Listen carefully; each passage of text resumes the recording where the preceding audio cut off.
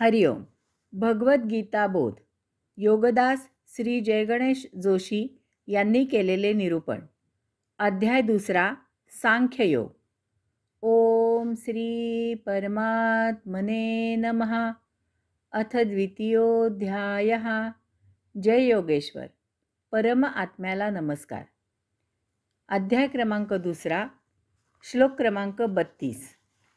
यदृच्छया च उपपन्नं स्वर्गदारम् अपावृतं सुखिनः क्षत्रियः पार्थ लभन्ते युद्धम ईदृशम. पार्था, अनपेक्षितपणे आपणहून लढायला मिळत असलेले हे युद्ध म्हणजे स्वर्गाचे दारच उघडले आहे. क्षत्रियांना अशा युद्धयोगाने सौख्यच मिळते. ज्याचा जो स्वधर्म असतो तेच त्याचे जीवित कार्य असते. त्याशिवाय दुसरे काही तो करूच शकत नाही. उदाहरणार्थ, गाणाऱ्याला सांगितलं की तू गाऊ नको, चित्रकाराला सांगितलं की तू चित्र काढू नको, क्रिकेट खेळणाऱ्याला सांगितलं की तू क्रिकेट खेळू नको, तर हे लोक म्हणतील की मग आम्ही जगू शकत नाही, आम्ही याशिवाय इतर काही करू शकत नाही. ज्याचे जे जीवित कार्य आहे ते त्याला उपभोगायला मिळाले की त्याला स्वर्गसुख मिळते. गायकाला गाण्याची बैठक हीच स्वर्ग असते. क्रिकेट खेळणाऱ्याला क्रिकेटचे मैदान हाच स्वर्ग असतो. त्यांचा स्वर्ग त्यांच्या कलेच्या आविष्कारातच असतो. तो जेथे प्रगट होतो तेथेच त्यांचा स्वर्ग असतो. सर्व व्यक्ती समान नसतात. व्यक्ती तितक्या प्रकृती असतात. पैसे पाहून विद्वान म्हणेल 4 पुस्तकं आणून द्या, ज्ञानप्राप्ती होईल.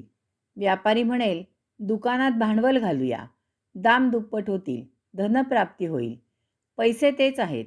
एकाला ज्ञानप्राप्ती हवी आहे, तोच त्याच्या मुक्तीचा मार्ग आहे.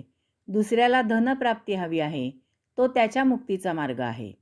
कारण त्याकडे पाहण्याचा त्यांच्या जीवनाचा दृष्टिकोन निराळा आहे. कोणाला तबल्याचा ठेका प्रिय आहे, तर कोणाला सैनिकी बायादाहिनीचा ठेका प्रिय आहे. हाच तो स्वधर्म आहे आणि हेच ते स्वकर्म आणि स्वकर्तव्य आहे. ज्याचे त्याला ते स्वधर्माचे स्वकर्म प्रिय असते आणि तेच त्याला करावेसे वाटते. ते करायला मिळाले की त्यांना स्वर्ग 2 बोटं उरतो. अर्जुन क्षत्रिय आहे. क्षेत्राचं, तेथे राहणाऱ्या सज्जनांचं, पीडा देणाऱ्यांपासून संरक्षण करणे हेच क्षत्रियाचं जीवित कार्य असतं. आत्ता तो कितीही नाही म्हणत असला तरी तो याशिवाय स्वस्थ बसू शकणार नाही. युद्धाशिवाय त्याला जीवन असह्य होईल. तो युद्धापासून दूर अरण्यात निघून गेला तरी तो त्याच्या वृत्तीपासून फार काळ दूर राहू शकणार नाही. तो अरण्यात राज्य स्थापन करील. तेथे कोणी त्रास देऊ लागला, विरोध केला तर त्यांच्याशी तो युद्ध करील.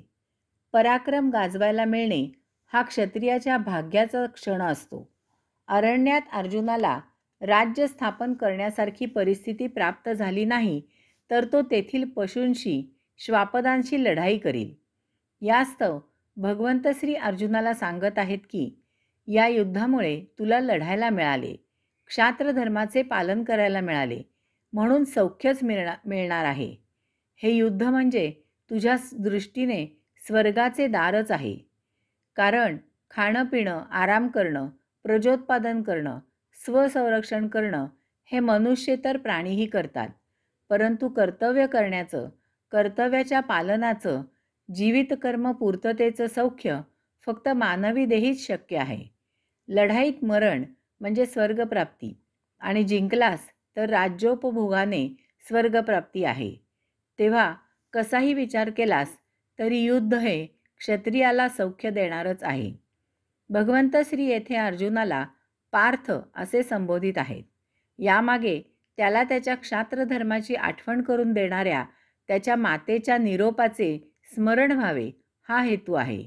माता कुंतीने अर्जुनाला श्रीकृष्णांबरोबर निरोप पाठवला होता की क्षत्रिय माता ज्या कारणाने पुत्राला जन्म देते त्याची वेळ आता आली आहे.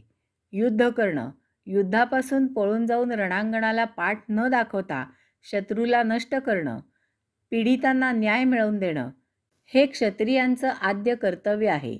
माता कुंतीच्या निरोपाचे, क्षात्रधर्माचे अर्जुनाने पालन करावे असा यामागे हेतू आहे हरिओम.